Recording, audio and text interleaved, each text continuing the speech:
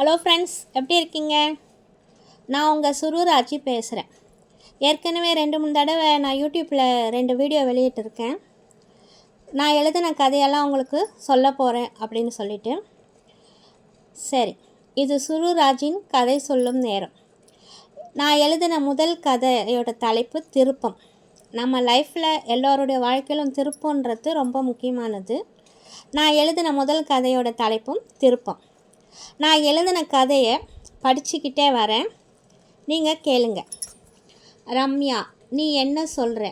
அதிர்ச்சியில் வாய் பேச முடியாத ஊமையாய் 1 நிமிடம் திகைத்து போய் நின்றான் சதீஷ். ரம்யாவோ மிகவும் கூலாக அமைதியாக தன் திருமண பத்திரிகையை சதீஷிடம் காட்டினாள். சதீஷ், நான் சொல்வதை நிதானமாக கேள். உன் மீது நான் கொண்ட காதல் உண்மையானதுதான். ஆனால் என்ன செய்வது? என் பெற்றோர் மிகவும் பிடிவாதமாக என்னை டாக்டர் மோகனுக்கு திருமணம் செய்து வைக்க முடிவு செய்து விட்டார்கள். அவர்களின் வார்த்தைக்கு கட்டுப்பட்டு நானும் திருமணத்திற்கு சம்மதம் தெரிவித்து விட்டேன் என்று கூறினாள். ஆனால் சதீஷோ, ரம்யா, என்ன ஆச்சு உனக்கு? என்ன சொல்லி உன்னை பெற்றவங்க உன்னை சம்மதிக்க வச்சிட்டாங்க. நீ இல்லாத வாழ்க்கையை என்னால் கற்பனை செஞ்சு கூட பார்க்க முடியல. அவன் ஒரு ஆண்மகன் என்று கூட உணராமல் சதீஷின் கண்களில் கண்ணீர் வர ஆரம்பித்தது. ரம்யாவோ மிகவும் அமைதியாக, சதீஷ், நீயும் நானும் காதல் செய்த நாட்களை நீ மறந்துவிடு என்று கூறி அவனை விட்டு விலகி மிகவும் வேகமாக காரை எடுத்து கொண்டு சென்று விட்டாள். சதீஷோ பிரமை பிடித்தது போல் அதிர்ச்சியில் உறைந்து போய் விட்டான். சதீஷும் ரம்யாவும் இன்று நேற்று பார்த்து காதல் கொண்டவர்கள் அல்ல. கிட்டத்தட்ட 10 வருஷங்களாக இவங்க 2 பேருமே ஸ்கூலில் படிக்கிற நாட்கள் இருந்தே நட்பாக தான் பழகி வந்திருக்காங்க. அந்த நட்பு தான் 4ஆம் வட்டத்தில் அவங்களுக்குள்ளே ஒரு நல்ல காதலாக மலர்ந்துருக்கு. சதீஷை விட ரம்யா தான் அவளுடைய காதலை ஒரு பூவின் மூலமாக சதீஷுக்கு தெரிவித்தாள். ஆரம்பத்தில் சதீஷோட பெற்றவங்க கூட முதல்ல மறுப்பு தெரிவிச்சிருக்காங்க. அப்புறம் ரம்யாவோட குணம் அவங்களுக்கு ரொம்ப பிடிச்சி போய் சரி என்று அவர்களின் காதலுக்கு பச்சை கொடி காட்டிவிட்டார்கள். ஆனால் ரம்யாவின் பெற்றவர்களோ ஆரம்பத்திலிருந்தே இவங்க காதலுக்கு ஏதாவது ஒரு வகையில் மறுப்பு சொல்லிக்கிட்டே தான் இருந்தாங்க. சதீஷ் கூட ரொம்ப மனசு கஷ்டப்பட்டு வருத்தப்படும் போதெல்லாம் ரம்யா தான் அவனுக்கு ஆறுதல் கூறுவான். கடைசி வரை நான் உன் கூட தான் இருப்பேன், உன்னை தான் திருமணம் செஞ்சுப்பேன், இதில் எந்த விதமான மாற்றமும் இல்லை அப்படின்னு உறுதிமொழியாகவே கூற ஆரம்பித்தாள். அப்படிப்பட்ட ரம்யா தான் இன்றைக்கி சுலபமாக மனசை மாற்றிக்கிட்டு கல்யாண பத்திரிக்கை எடுத்துகிட்டு வந்து சதீஷ்கிட்ட கொடுக்குறான். சதீஷ் இதெல்லாம் யோசித்து, ஏன் ரம்யாவோட மனசு அவ்வளோ சீக்கிரம் மாறிடுச்சு? என் மேலே அவ்வளோ காதலாக இருந்த ரம்யா திடீர்னு என்னை விட்டுட்டு வேற ஒருத்தர் கல்யாணம் செஞ்சுக்கிற அளவுக்கு ஏன் அவள் மனசை மாற்றிக்கிட்டா?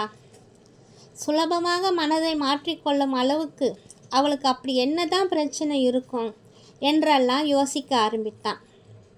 ஒருவேளை டாக்டர் என்னதும் அவள் மனசு கொஞ்சம் சலனப்பட்டு விட்டதோ, இல்லை என்னை கல்யாணம் செய்து கொண்டால் அவளுக்கு சொத்து கிடைக்காது என்று அவளின் பெற்றோர்கள் பயமுறுத்தி விட்டார்களோ, ஒருவேளை அவங்க பெற்றவர்கள் நீ சதீஷை திருமணம் செய்து கொண்டால் நாங்கள் இறந்து விடுவோம் என்று கூறிவிட்டார்களா? எதுதான் அவள் மனதை மாற்றி வேறு ஒருவனை திருமணம் செய்து கொள்ளும் அளவிற்கு அவளின் மனநிலை மாறிவிட்டது? இப்படி ஏகப்பட்ட கேள்விகள் சதீஷின் மனதில் தோன்ற ஆரம்பித்தது. இப்படி ஒவ்வொன்றாக அவன் மனதில் கேள்விகள் எழ ஆரம்பித்ததும் அவனால் அமைதியாக இருக்க முடியவில்லை. உடனடியாக அவன் ரம்யாவின் உயிர் தோய் மாலதியின் ஞாபகம் வந்தது. சரி, ரம்யாவும் மாலதியும் உயிர் தோழிகளாச்சே, ஒருவேளை ரம்யாவின் மனது மாறினதுக்கு காரணம் எனக்கு தெரியாவிட்டாலும் மாலதிக்கு தெரிவதற்கு வாய்ப்பு இருக்கிறது. சரி, நம்ம உடனடியாக மாலதியின் வீட்டிற்கு சென்று ரம்யாவின் மனது மாறினதற்கு என்ன காரணம் என்று கேட்டு தெரிந்து கொள்வோம் என்று நினைத்து கொண்டே சதீஷின் கால்கள் வேகமாக ரம்யாவின் தோழி மாலதியின் வீட்டிற்கு செல்ல ஆரம்பித்தது. மாலதியின் வீட்டை நெருங்க பொழுதெல்லாம் சதீஷின் மனம் அலைபாய்ந்து கொண்டே இருந்தது.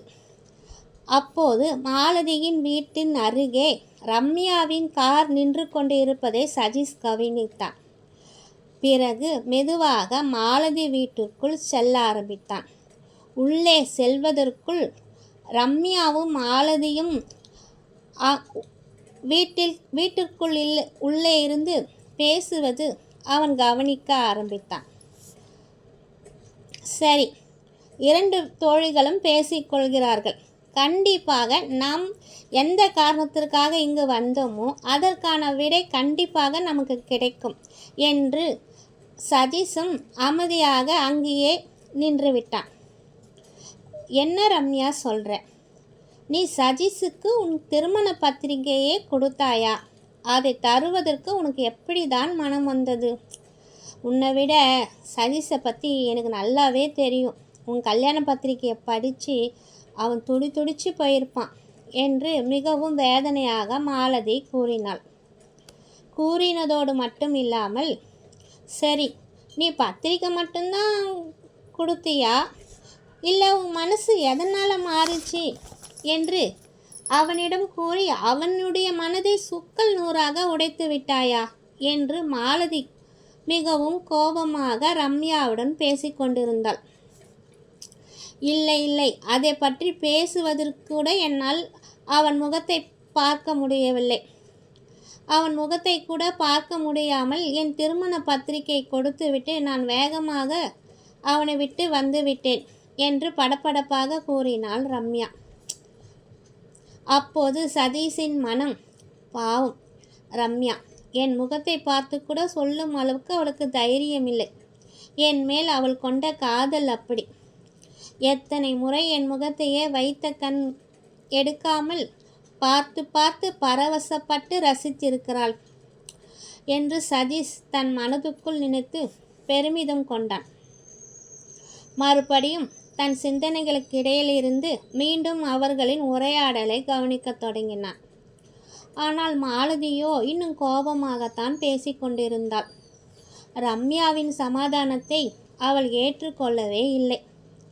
முடியாது ரம்யா, உன்னுடைய திருமணத்திற்கு என்னால் வர முடியாது என்று மிகவும் கண்டிப்பாக கூறி ரம்யாவை வெளியே அனுப்பிவிட்டாள். ரம்யாவும் வருத்தத்துடன் மாலதி வீட்டை விட்டு வெளியேறினாள். இந்த சூழ்நிலையில் ரம்யாவை பார்த்து பேசுவதற்கு தயங்கிய சதீஷ் சற்று மறைந்து நின்று கொண்டான். ரம்யா காரை எடுத்து கொண்டு சென்ற பிறகு சதீஷ் சரி மாலதியிடம் பேசுவதற்கு மறுபடியும் வீட்டிற்குள் சென்றான். என்ன காரணம்?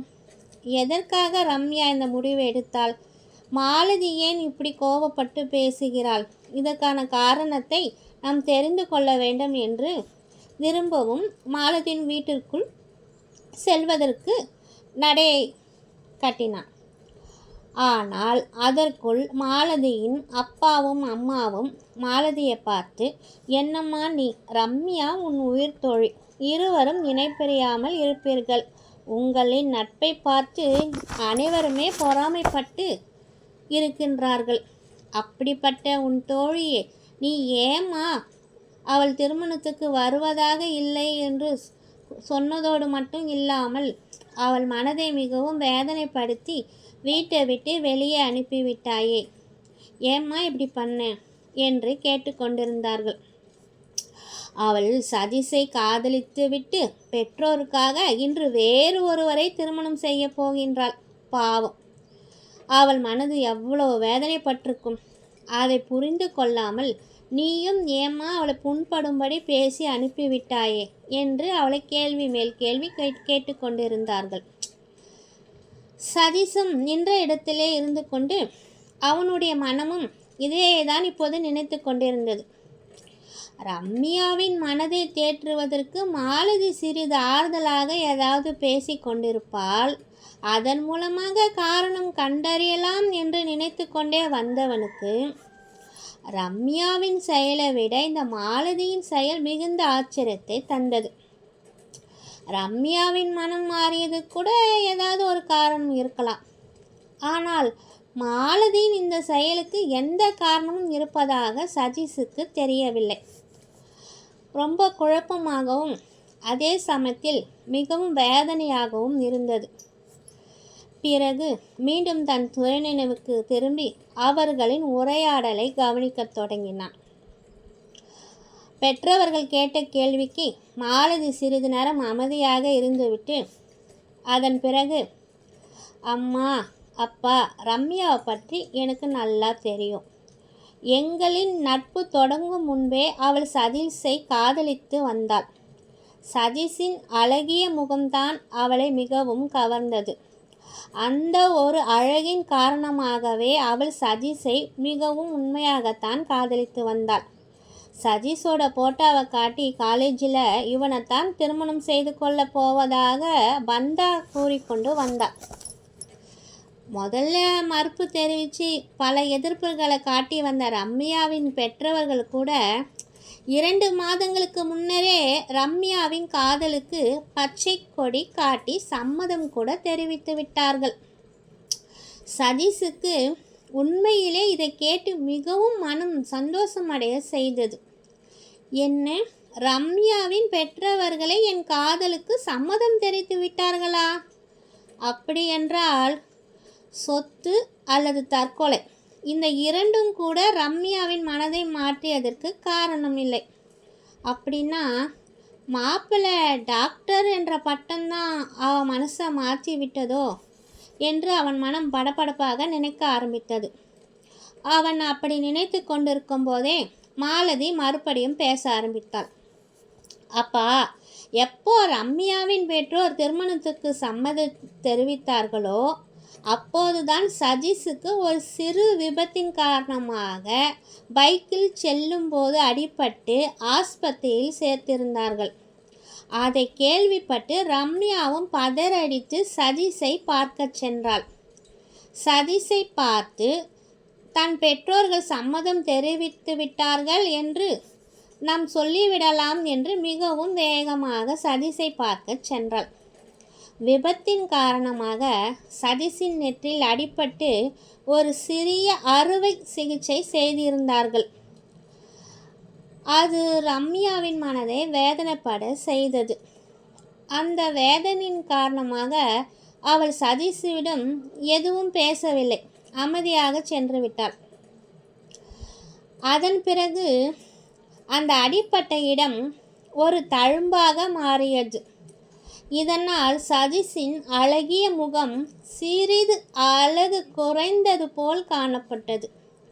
அதனை கண்டுதான் ரம்யாவின் மனம் மாறியது. எந்த அழகான முகத்தை பல வருடங்களாக காதலித்து காத்திருந்து திருமணம் வரைக்கும் கொண்டு வந்தாலோ அதே ரம்யா இப்போது சதீஷை வெறுப்பதற்கும் இந்த தழும்பை காரணமாக சுட்டி காட்ட ஆரம்பித்தாள்.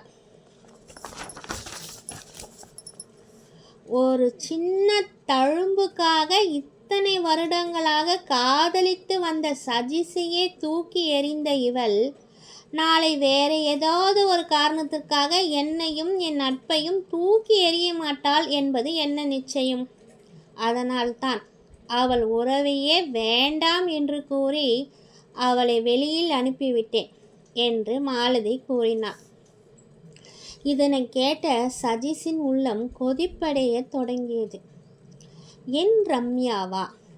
இப்படி நினைக்கவே அவன் மனம் வேதனைப்பட தொடங்கியது.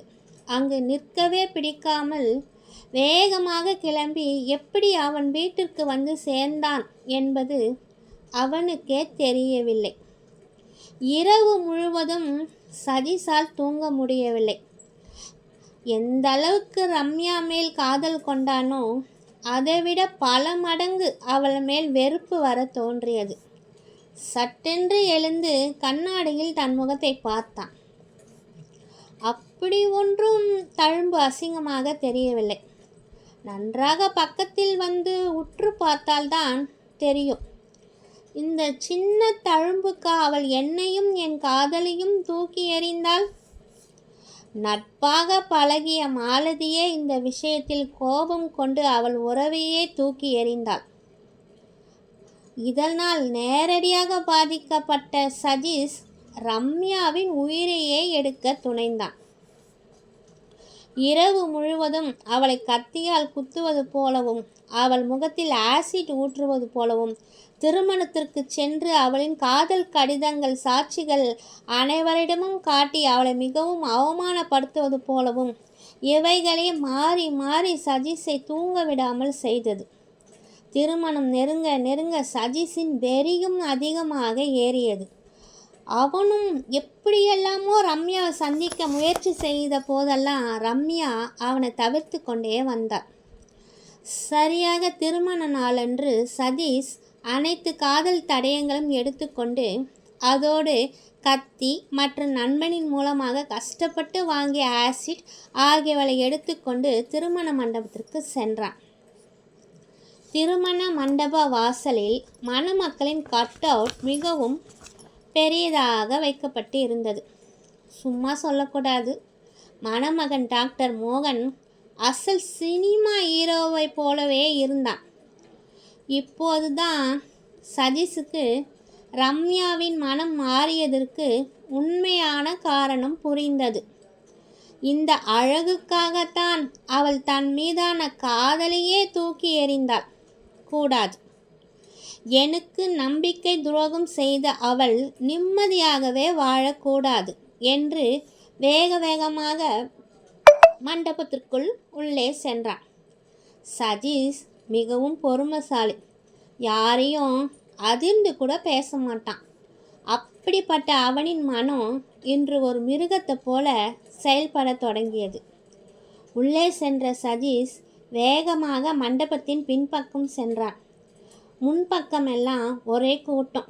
அலங்காரம், சாப்பாடு, இசை நிகழ்ச்சி, வீடியோ மற்றும் ஃபோட்டோ என்று ஒரே அமக்கலமாக இருந்தது.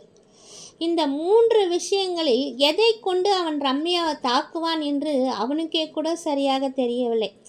அதனால்தான் அவன் மனதை ஒருநிலைப்படுத்தி அமைதிப்படுத்த மண்டபத்தின் பின்பக்க மாடிப்படிகளின் அடியில் வந்து அமைதியாக நின்றான். பிறகு சிறிது நேரம் கழித்து உள்ளே செல்லலாம் என்று சதீஷ் நினைத்த போது மாடியின் படிகளில் மெலிதான பேச்சு குரல் கேட்டது. யாரோ எதையோ பேசுகின்றார்கள், நாம் வந்த வேலையை பார்க்கலாம் என்று சதீஷ் நினைத்த போது ஒரு குரல், அப்பா, எனக்கு மிகவும் பயமாக இருக்கிறது. இந்த திருமணத்தை இப்போது வேண்டுமானாலும் உடனடியாக நிறுத்தி விடுங்கள். எனக்கு திருமணமே நடக்கவில்லை என்றாலும் பரவாயில்லை. ஒரு அப்பாவின் பெண்ணின் வாழ்க்கையை வீணாக்க வேண்டாம் என்று மாப்பிள்ளை மோகன் கூறினான். சதீஷுக்கு ஒன்றும் புரியவில்லை. என்ன இது, மாப்பிள்ளையா பேசுவது? ஏன் திருமணம் வேண்டாம் என்கின்றான்? ஒன்றுமே புரியவில்லையே, ஒரே குழப்பமாக இருக்கிறதே. அதுவும் இல்லாமல் ஒரு அப்பாவி பெண் என்று ரம்யாவை கூறினானே, அந்த ரம்யா எப்படிப்பட்டவள் என்று இவனுக்கு தெரியவில்லை. பாவம், நாளைக்கு இவனிடமும் ஏதாவது குறை என்று தெரிந்தால் இவனையும் தூக்கி எறிந்து விடுவாள். கூடாது, இனிமேலும் தாமதிக்க கூடாது. அந்த ரம்யாவின் ஒரிஜினல் முகத்திரையை கிழிக்க வேண்டும். இவர்களிடம் சென்று ரம்யா தன்னை காதலித்ததும் பின்பு தூக்கி எறிந்ததும் கூற வேண்டும் என்று சதீஷ் நினைத்து கொண்டிருந்த போதே ஒரு பெண்மணி வேகமாக மாடிப்படி ஏறி வந்தாள். மோகன் அந்த பெண்மணியை பார்த்து, அம்மா, ரம்யா இப்போது இந்த அலங்காரத்தில் எவ்வளவு அழகாக இருக்கின்றாள். அவளுக்கு போய் என்னை கட்டி வைக்க உங்களுக்கு எப்படிமா மனம் வந்தது என்று கேட்டான். மோகனின் பெற்றோர் இருவரும் அவன் வாயை மூடி, யாராவது கேட்க போகின்றார்கள், ஏண்டா நீ இப்படியெல்லாம் பேசுகிற, அப்படியெல்லாம் பேசாதே என்று கூறினார்கள். அதற்கு மோகன், அம்மா, அப்பா, நீங்கள் இருவரும் நல்ல உயர்ந்த நிலையில் உள்ள அறுவை சிகிச்சை டாக்டர்கள். அதனால தான் நான் கல்லூரி லேப்பில் வேலை செஞ்சிட்ருக்கும்போது கெமிக்கல் பட்டு சிதைந்து போன என் அருவருப்பான முகத்தை மிகவும் சிரமப்பட்டு சர்ஜரி செய்து நல்ல அறுவை சிகிச்சையின் மூலமாக இப்போது ஒரு நல்ல முகத்தை பெற்று இருக்கின்றேன். இருப்பினும் இந்த முகத்தை எத்தனை நாளைக்கு தான் நான் தாக்கு பிடிக்க முடியும்? என்றாவது ஒரு நாள் யாராவது ஒருவர் பார்த்து விடுவார்களோ என்று யாரிடமும் நெருங்கி பழகாமல் தனியாகவே இருந்து விட்டேன். ஆனால் இப்போது எனக்கு திருமணம்.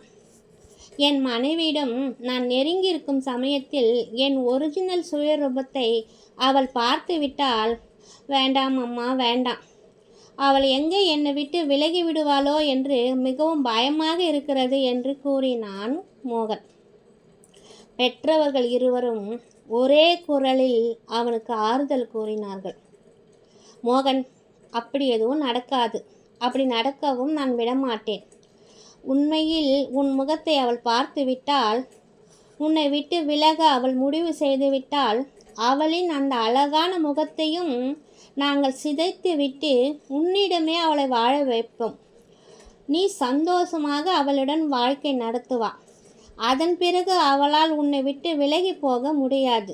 உன் சந்தோஷமான வாழ்க்கை தான் எங்களுக்கு மிகவும் முக்கியம் என்று அவனிடம் கூறி அவனை சமாதானப்படுத்தி, திருமணத்துக்கு நேரமாகிவிட்டது என்று அவனை அழைத்து சென்றார்கள். இதையெல்லாம் கீழே நின்று கேட்டுக்கொண்டிருந்த சதீஷின் மனம் இன்னும் அமைதியாக தெளிவடைய ஆரம்பித்தது. அழகு ஒன்றே முக்கியம் என்று நினைத்த ரம்யாவுக்கு இதைவிட வேற ஒரு பெரிய தண்டனை யாராலையும் கொடுக்க முடியாது. இதுவே அவளுக்கு மிகவும் பொருத்தமான தண்டனை என்று வந்த வழி தெரியாமல் சத்தமே இல்லாமல் அந்த திருமண மண்டபத்தை விட்டு சந்தோஷமாக வெளியேறினான். முற்றம். கதை முடிஞ்சிடுச்சு. இதுதான் நான் எழுதின முதல் கதை. உங்களுக்கு பிடிச்சிருந்தா லைக் பண்ணுங்கள், ஷேர் பண்ணுங்கள். ஏதாவது கருத்து இருந்தாலும் எனக்கு கமெண்ட்ஸில் சொல்லுங்கள். நான் சொன்ன விதம் உங்களுக்கு கதை நல்லா புரிஞ்சுதா அப்படின்னும் எனக்கு கமெண்ட்ஸ் பண்ணுங்கள். தேங்க்யூ, பாய்.